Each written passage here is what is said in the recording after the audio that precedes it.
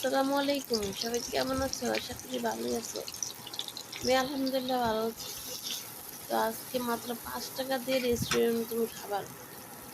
প্রথম কতগুলা পেঁয়াজ কুচি দিয়ে দিলাম, তারপর গাজর, বটবডি ভালো করে ভেজে নিয়ে একটু আদা দিয়ে দিলাম, আদা রসুন বাটা। আদা রসুন বাটাটা ভালো করে ভেজে নিয়ে আমি চাল সিদ্ধ করে রাখছিলাম, এই চালগুলো দিলাম। এই ৳৫ দামের একটা ম্যাগি মসলা দিয়ে আপনারা সুন্দর করে ঘরে রান্না করতে পারবেন চাইনিজ পোলাও। তো রেস্টুরেন্ট তো অনেক কিছু দেয়, আমাদের ঘরে অনেক কিছু থাকেও না।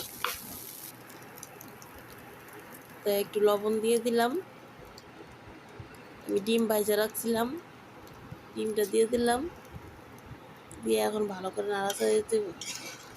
আপনি একবার ট্রাই করে দেখবেন, অনেক মজা। আমাদের ঘরে চিলি সস অনেক কিছু থাকে না, তো যা আছে তা দিয়ে আমরা